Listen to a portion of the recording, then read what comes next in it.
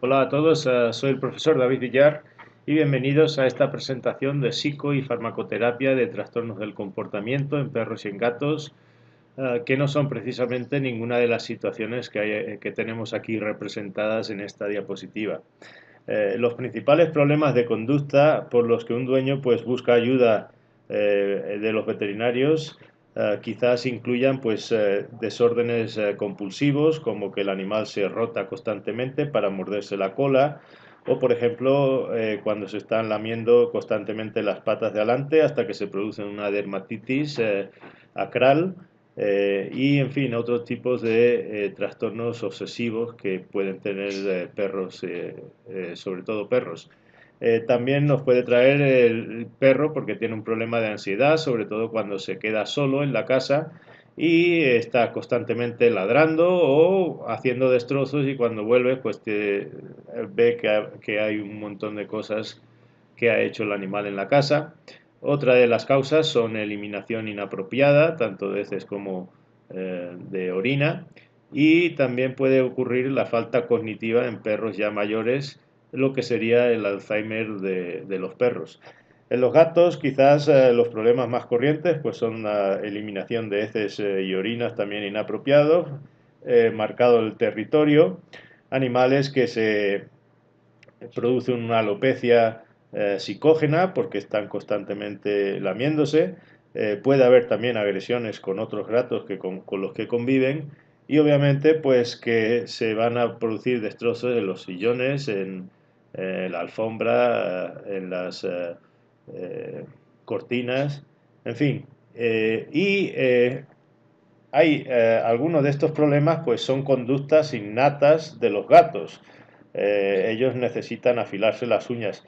En estos casos pues lo que habría que hacer es obviamente pues aportarles sitios más atractivos para que lleven esa conducta que es normal en ellos y que viene pues con el gato. A la hora de intentar corregir conductas indeseables con fármacos, lo primero sería hacer un buen diagnóstico y tratar de averiguar, obviamente, cuál es la causa del problema.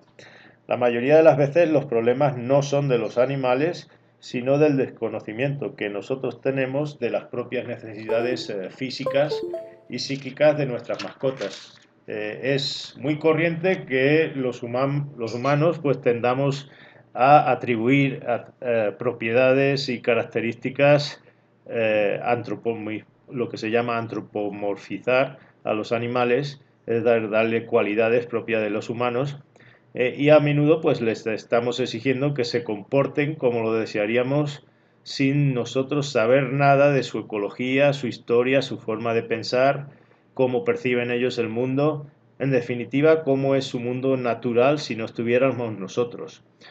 Aquí les he puesto unas imágenes que básicamente pues nos vienen a decir que su mundo es mucho más simple que el nuestro. Ellos no viven en un mundo de ordenadores, no tienen reloj, no montan en aviones. Su mundo es mucho más sencillo que nosotros, y obviamente cuando los traemos a vivir a una ciudad con nosotros y esperamos que se comporten como desearíamos que lo hicieran, pues si no les enseñamos eso les va a quedar muy difícil. Es como si a nosotros nos llevasen en una nave espacial a Marte, y sin haber aprendido cuáles son las costumbres de los marcianos nos estuvieran exigiendo a comportarse como ellos lo hacen. Eh, Básicamente, si eh, vemos cómo es el mundo de ellos, vamos a ver que ellos es distinto porque perciben todo distinto a nosotros. Se dice que los perros pues viven en un mundo de olores. Ellos tienen un sentido del olfato mucho más desarrollado que nosotros. Lo mismo que el oído de los gatos es mucho más sensible. Ellos pueden detectar decibelios que a nosotros nos pasan desapercibidos. Obviamente eso lo necesitan para cazar ratones por la noche, y obviamente pues eso explica que a ellos les sea un infierno estar escuchando la radio al volumen que nosotros normalmente la escuchamos, o que muchos de nosotros la escuchamos. Lo mismo con la visión. Los gatos tienen una visión pues mucho más desarrollada, y para, sobre todo, en blanco y negro para ver por la noche. Y tienen una conducta nocturna, ellos normalmente cazan por la noche y por tanto pues van a estar más activos por la noche que durante el día. Todo esto es importante conocerlo porque si vamos a entablar comunicación con ellos tenemos que saber cómo se comunican ellos y cómo se expresan. Ellos obviamente no usan la escritura, no hablan español, ni hablan inglés, y pues lo van a hacer de una forma mucho más primitiva si quieren que nosotros. Básicamente contacto físico, gestos, posturas, vocalizaciones simples. Esa es la forma como ellos se comunican y como nosotros debemos de entablar contacto con ellos. Si les muestro esta diapositiva, ahí tienen esquematizado, por ejemplo, Yogi, que está en una postura que podríamos decir de curiosidad. Si miramos la imagen de la izquierda, pues obviamente la parte superior izquierda, ese animal está relajado, lo estoy viendo por esa postura, está en una postura amigable cuando está arqueando el dorso, como ven ahí, es una postura de amistad. En los gatos, curioso sería la parte de la foto que están viendo ahí.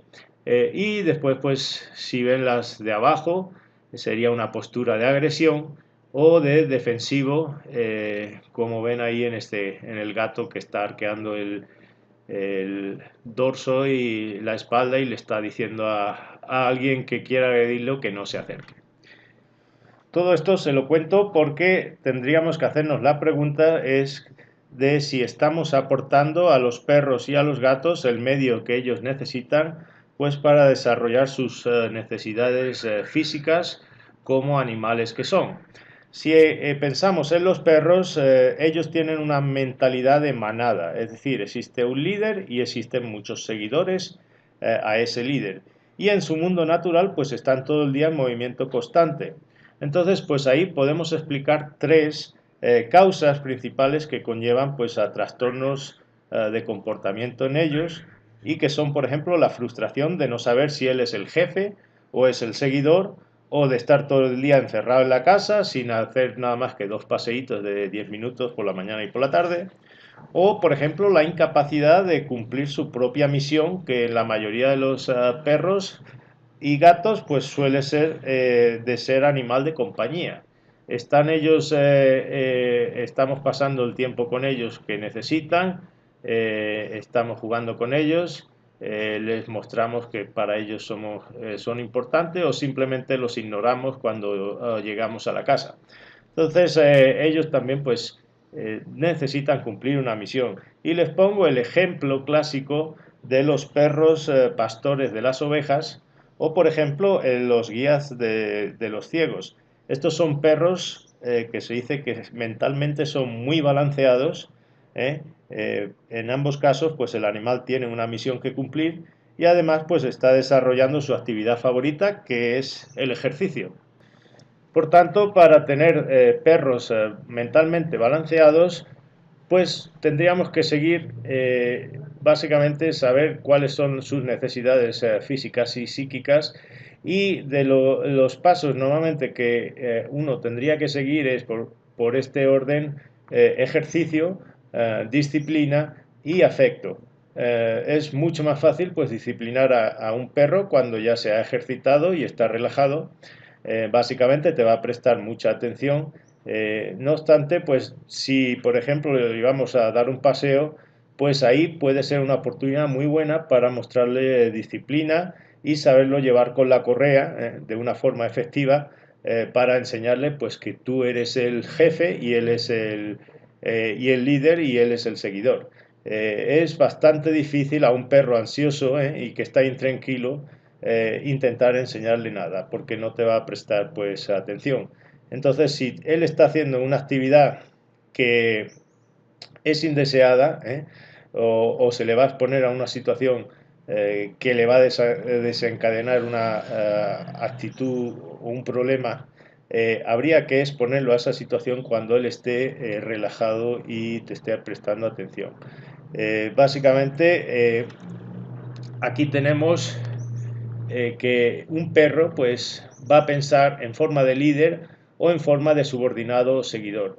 Y el líder no es precisamente el agresivo, sino el individuo que se muestra más asertivo.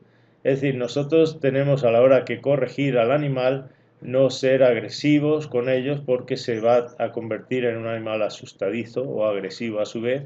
Tenemos que transmitirle un estado mental que sea equilibrado, balanceado, corregirle no con gritos ni con golpes, sino simplemente con tacto o con gestos que no sean, que muestren pues un estado relajado en la persona y básicamente pues el animal pues va a aprender que su puesto en la casa es el de jefe. Lo peor que se puede hacer es darle afecto a un animal cuando está haciendo una actividad indeseable o cuando está en un estado, por ejemplo, de ansiedad, porque es que lo que estamos haciendo es reforzando esa actitud que es indeseable. Entonces, lo ideal, pues, como digo, por ese orden, ejercicio, disciplina y por último, cuando ha cumplido bien la conducta deseable, pues se le da afecto. Si ya pasamos a hablar de los fármacos que nos pueden ayudar a corregir trastornos del comportamiento, pues los vamos a dividir en dos grandes grupos. Tenemos los ansiolíticos, que incluyen las benzodiazepinas, como tienen ahí el diazepam, alprazolam, lorazepam y la buspirona. Y por otra parte tenemos los antidepresores, que hay cuatro grandes familias, que son los antidepresivos tricíclicos, los inhibidores de la recaptación de la serotonina, los inhibidores de la enzima monoaminoxidasa y por último los progestágenos. Vamos a ir hablando un poquito de estos, de cada uno de ellos. Básicamente se dice que la depresión pues, puede tener una base fisiológica donde pues, están deficientes algunos neurotransmisores como la norepinefrina y la serotonina. Y básicamente lo que van a hacer estos fármacos es elevar la concentración de esos neurotransmisores en la sinapsis del sistema nervioso central. La benzodiazepina lo que hacen es activar receptores del GABA.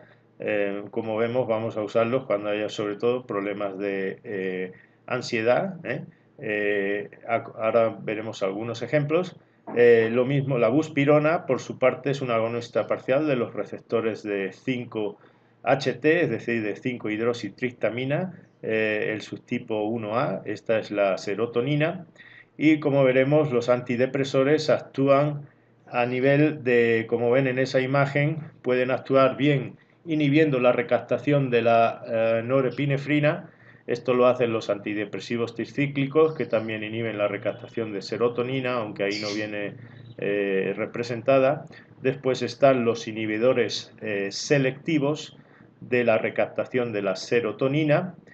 Y por último tenemos los inhibidores de la enzima monoaminoxidasa, que básicamente previenen pues, que se degrade esas catecolaminas en la neurona presináptica. Si empezamos a hablar por los ansiolíticos, como vemos, las benzodiazepinas tienen una acción inmediata y normalmente pues, son útiles para manejar el miedo, fobias, ansiedad, donde se requiera pues, obviamente un efecto inmediato. Es decir, que por así decirlo, se puede predecir cuándo va a ocurrir el problema en el animal, por ejemplo, que tengamos una visita y se va a orinar el animal en cuanto vengan los visitantes, pues ese es el típico perro que se orina por sumisión y miedo y con simplemente tocarlo, pues en estos casos pues sí se podría dar una benzodiazepina. Tienen, como ven ahí, pueden producir un fenómeno de desinhibición de conductas ocultas. Por eso hay animales que si tienen problemas de agresividad los puede volver aún más agresivos y normalmente se contraindica en esas situaciones.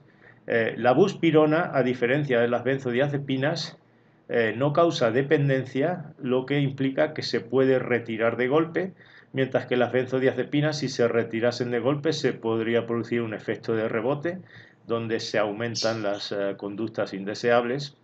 A diferencia de las benzodiazepinas, no produce sedación, tampoco produce el fenómeno de desinhibición, y el inconveniente que tiene es que puede tardar hasta varias semanas en actuar. Se ha usado y se dice que es eficaz para reducir la agresión entre gatos. Algunas particularidades de las benzodiazepinas: el diazepam se ha visto que produce necrosis hepática, que es impredecible, es idiopática en algunos gatos, y se cree que se debe a metabolitos hepáticos que son tóxicos y de larga duración en esos animales. El alprazolam es el que se ha usado para tratar la ansiedad por separación en perros y en gatos. Este es una de las indicaciones que tiene. Se dice que es de hecho el más efectivo para conseguir esto. Y la ventaja que tienen las benzodiazepinas es que se pueden combinar con los que vamos a ver a continuación, cosa que no se pueden hacer entre los grupos que actúan ahí, como veremos a continuación. Si hablamos ya de los antidepresores, estos no se pueden combinar entre sí, sí se pueden combinar con las benzodiazepinas o la buspirona. Como ven, se demoran en actuar de 3 a 6 semanas, no se sabe muy bien por qué, pero eso es el tiempo que tardan en aumentarse esos niveles de los neurotransmisores ahí en la sinapsis. De ellos vamos a ver los dos grupos que tenemos aquí representados en esta tabla. Los 4 primeros son antidepresivos tricíclicos, que serían la mitristilina, la dosepina, la imipramina y la clomipramina. La dosepina tiene la ventaja de que produce un efecto antihistamínico, y por eso se dice que es el de elección para la dermatitis psicógena, el típico perro que se lame mucho las patas hasta que se produce una úlcera, y puede estar implicado el prurito, y por tanto, al tener un efecto antihistamínico, este puede ser más efectivo que los anteriores.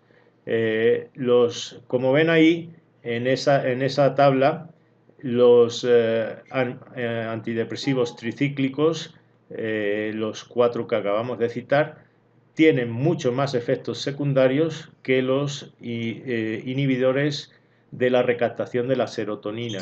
Y esto se debe a que, como ven, también bloquean los receptores muscarínicos y de histamina, tienen también efecto sedativo en el animal, y pues por tanto, pues actualmente en humanos se han sustituido prácticamente por el segundo grupo, que son los inhibidores de la recaptación de serotonina, y que son los 4 que tienen ahí abajo: la fluoxetina, la fluvoxamina, la paroxetina y la sertralina.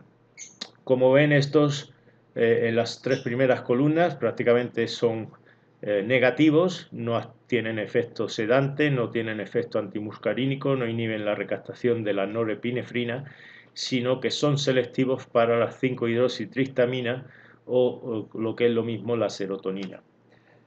Si habláramos de las particularidades de cada uno de ellos, pues tendríamos que decir que la FDA americana ha aprobado la clomipramina en perros para ansiedad por separación, desórdenes compulsivos como que se muerden la cola, la dermatitis sacral por lamido y la agresión por dominancia.